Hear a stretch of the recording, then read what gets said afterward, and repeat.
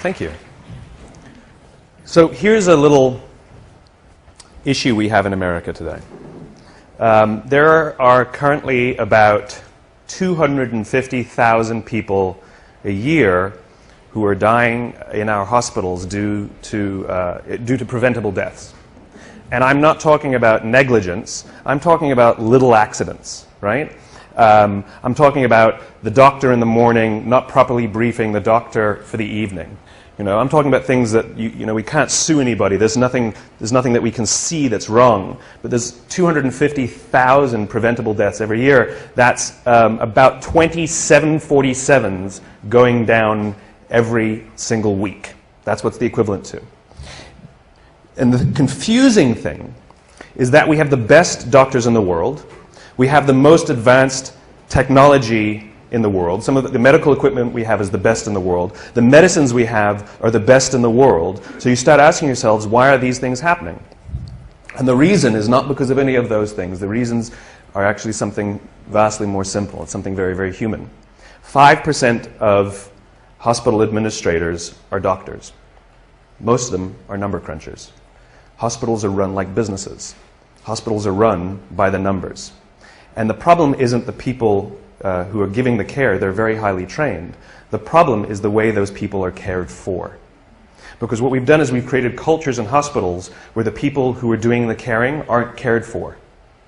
And so all of these little preventable deaths are happening because they don't feel like they're a part of anything. They're just doing their jobs and they don't get along that well. And there's not a lot of camaraderie. And the impact is death, right? Now, I use this example because it's exaggerated, because the impact is so powerful. But the problem is the same in our own companies, right? Which is we come to work and we're told, you must care for your clients, you must care for your customers, you must make them the focus of all you do, and yet why aren't the people who are managing us from the top caring about us? So, yes, in a hospital the impact is worse, but the impact that we're having on the outside world is just as bad. In other words, we're not working at our best. We don't care for the things we're doing. We're not helping each other is the most important part. And the residual impact is that we are unfulfilled by the work that we do. And when we're unfulfilled by the work that we do, we focus on the details. And when we focus on the details, we retract from each other. When we retract from each other, we feel lonely. And when we feel lonely, cancer goes up, heart disease goes up, diabetes goes up. In other words, by going to work, we're killing ourselves. Literally. There's another study that was released not that long ago that says that parents who work late, the negative impact that it has on their children is little to none. They may feel guilty as parents, but the negative impact that it has on the raising of their children is little to none. However, parents who come home from jobs they hate or don't love, their kids are more likely to be bullies at school. And now you think about the bullying epidemic we have in America, right? Where there's this disturbing number of young children who are killing themselves, suicides, because of bullies.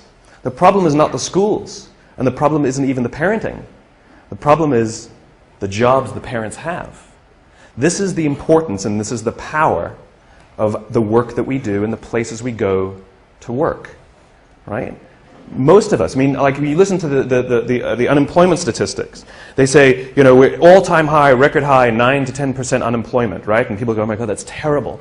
And I hear that number and I go, well, that means 91% still have a job, right? Now, granted, we want to get that employment number up, but that means 91% are still going to work. The question is how many of them are coming home fulfilled by the work that they do and how many of them are waking up inspired to go back to work the next day.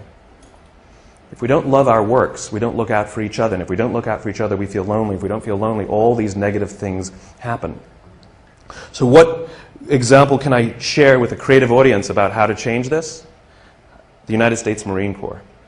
I had the great honor last week of spending a week with the Marines. I spent a couple days at Camp Lejeune, and then I went for a few days to Paris Island to watch them go through boot camp. And this is it's a remarkable, remarkable human experiment that they're doing. And even though they know what works, they don't know why it works, but they don't need to know why because they know that it works, right? But what's happening is they're taking a group of strangers, people who don't know each other, who are showing up, and within a very, very short period of time, learn to trust each other so much that they would give their lives for each other. Right? And we know, anyone who's ever worn a uniform knows that no one runs into battle for God and country. It doesn't happen. It's for the guy to the left of me and the guy to the right of me. That's the reason they do what they do.